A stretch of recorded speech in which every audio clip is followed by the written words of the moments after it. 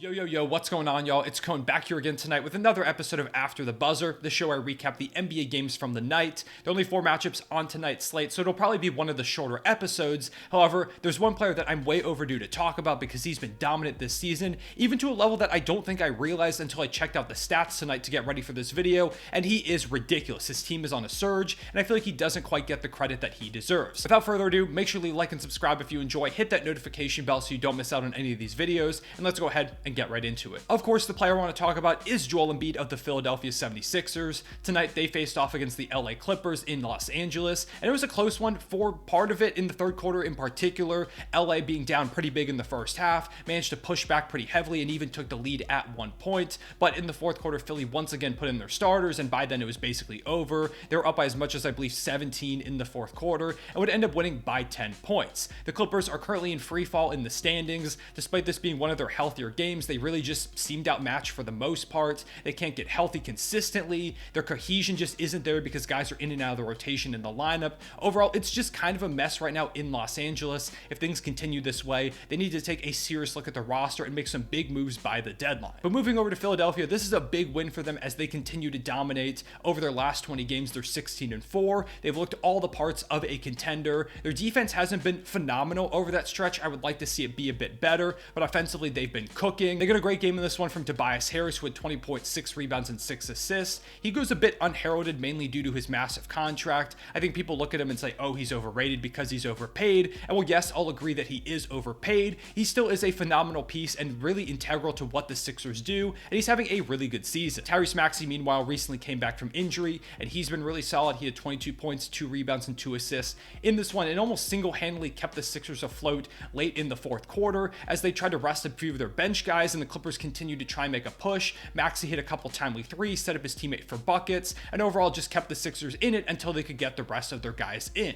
And like I said, Maxey came off the bench in this one, as he's been doing on and off over the course of recent games. D'Anthony Melton will get some starts sometimes while Maxey starts the others, and it just makes sense theoretically in terms of the matchup because Melton brings them a lot of defense that they desperately need in the backcourt next to James Harden. As for the Beard, he had just 6 points and 9 dimes in this one, which isn't great. You would like to see a lot more from him, but he was also kind of just taking a back seat in this one because Joel Embiid was basically unstoppable. The Clippers could do literally nothing against him. Part of it was because if Zubac isn't on the court, they don't have a backup big basically at all, other than Moses Brown, who just doesn't stand a chance. But also, even when Zubac was on the court, he just can't stop Joel Embiid. Basically, nobody can. Overall, Joel finished with 41 points, 9 rebounds, and 3 assists on 12 of 22 shooting, including 2 threes. He totaled 28 points in the first half alone and finished that half with a buzzer beater 3 right before time expired. He was a monster, and he did it in the typical way you see from Joel Embiid, basically playing like a 7-foot guard out there. He has the craziest arsenal of moves you will basically ever see from a big man. The footwork is unbelievable, and basically he'll just continuously go to the same spots over and over. You have to send a double team, and even if you do, he's evolving as a passer, and there's also times where he can just spin right out of it, or he can force you to foul him. That is a skill. I know a lot of people don't like him because of the foul baiting, but that overall, when you are a dominant scorer like that, part of the way that you continuously get points when teams send double teams or send really aggressive pressure is that you're able to bait defenders into getting those fouls through pump fakes or spin moves or just, catching their arms out of place.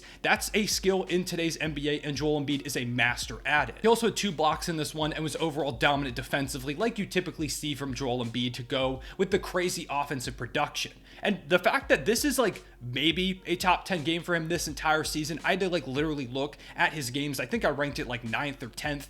It's ridiculous when you see a performance like this: 41 points, 9 rebounds, and 3 dimes on over 50% shooting, to go with 2 blocks. This is the best game of a lot of players' careers. This is one of the better games of the season overall, but for Joel Embiid in particular, it's barely top 10. That's how good he's been this season. He has a 40-point game basically every other night. A 30-point game is basically regular. If he scores less than 30, it's a huge off night for him. He'll get a few blocks, he'll grab some rebounds, put up some dimes. He'll basically dominate the court in every single facet. It's unreal what we're seeing from Joel Embiid on a nightly basis. There are even some nights where he'll put up 50 pieces. He's had 2 of them so far this season, including that wild 59-point, almost quadruple double that's considered one of the greatest games of all time by me and many others. On the season as a whole, Embiid is averaging 33.6 points per game, 9.9 rebounds, and 4.2 dimes, to go with 1.7 blocks and an absolutely blistering 64.4 true shooting percentage. He's one of the single most dominant offensive centers in the history of the sport. We have never seen numbers like that. If you don't believe me, this is the 5th highest true shooting percentage in a 30-plus point per game season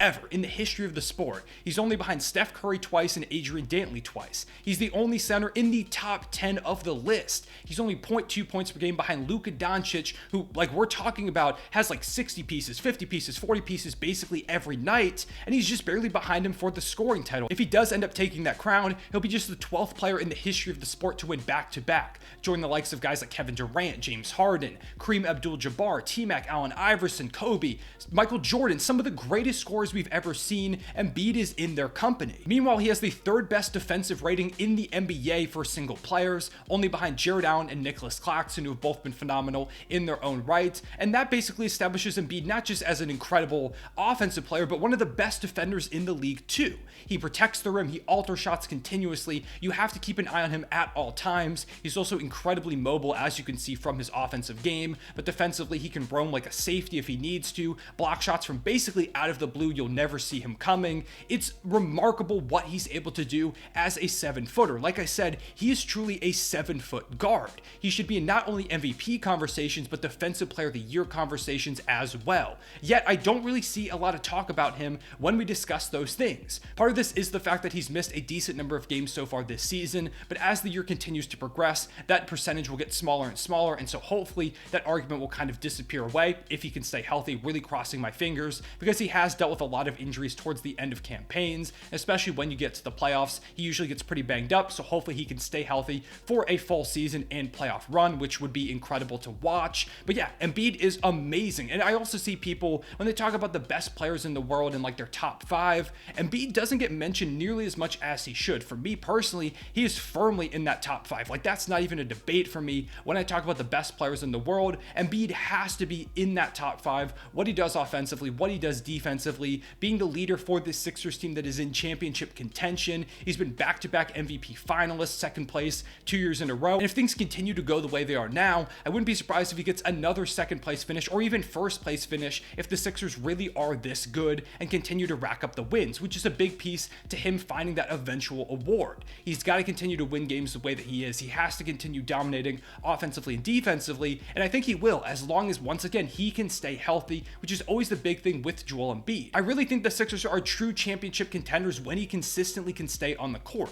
This team has a lot of great talents, and I think they will add some pieces at the deadline as well, or at least I hope they do, because there are some flaws on the roster. They don't have the best backup big situation. They could use another wing player, and I do believe that Daryl Morey will take a look at this team and address those needs, thinking that maybe they could really have a shot at winning it all this year, with the NBA more wide open than it's maybe ever been. So basically, the Sixers and Joel Embiid deserve a lot more respect, but Joel in particular, he deserves a lot more credit for what he's doing. He's not just having one of the single most efficient and dominant offensive seasons, not just by a center, but by anybody ever, but he's also playing like one of the best defenders in the league, being a rim protector, a leader for them on that end of the court. Joel Embiid is super special as a talent. You can say whatever you want about the foul baiting stuff, but Joel Embiid is one of the most talented players in the league. He is top 5 at the bare minimum, and he should be in MVP and Defensive Player of the Year conversations, and deserves a lot more respect and credit from NBA fans. Moving on to the other games, we had Bucks versus Raptors, which saw Milwaukee pick up a back-to-back win without Giannis Antetokounmpo, beating the Pacers just yesterday, and tonight beating the Toronto Raptors. They're led by Jrue Holiday, who has now had back-to-back 30 pieces, and he had 37 points, 6 boards, and 7 dimes.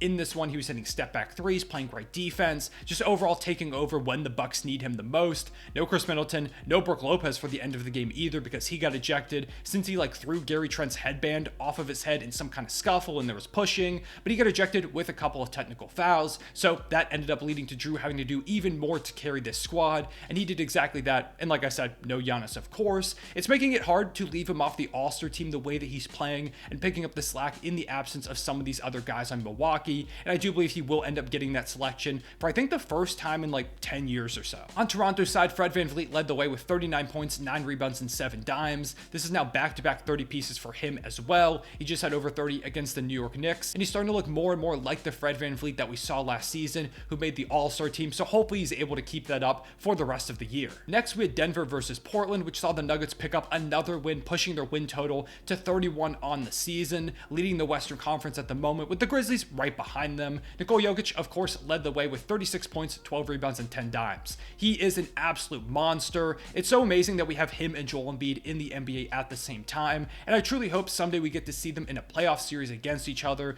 whether that's one of them switching conferences or maybe even a finals appearance by both of them. I think watching the two of them on the league's biggest stage facing off would be some incredible basketball. On Portland's side, Damian Lillard had 44 points in the loss. He just always seems to torch Denver, whether it was that 60-point playoff game he had, I believe it was a couple years ago at this point. I think he had a 40 or 50 piece earlier in the season against them as well. Just whenever Damian Lillard plays the Denver Nuggets, he seems to have their number, although Portland can't seem to get wins in those performances. Finally, we saw the Spurs get a win over the Nets without Kyrie Irving or Kevin Durant. Keldon Johnson did lead the way with 36 points and 11 rebounds. It was a great game from him against a squad that's been pretty solid defensively all season. And while they did lose, I want to show Nick Claxton some love because I feel like I haven't gotten to give him enough credit so far on these videos. He's been amazing, just an incredible defender that is truly transforming what Brooklyn's able to do this season. Because of him, they're able to be a really solid defensive squad. And in my opinion, he should be right there, at least in the top 5, if not the top 3, in Defensive Player of the Year voting. His stat line tonight was 15 points, 11 rebounds, 4 assists, and 4 blocks, which is basically typical of him. With all that being said, I appreciate y'all watching. Make sure to leave a like and subscribe if you enjoy, and hit that notification bell so you don't miss out on any of these videos. Also, comment down below and let me know where you think Joel Embiid ranks in the MVP race right now, and where do you have him in terms of your player rankings overall? Do you think he's the top 10, top 5, top 3, or even the best player in the world? I'd love to hear what y'all have to say, but for right now, I appreciate y'all watching. I'll see y'all later. Real one, say it back.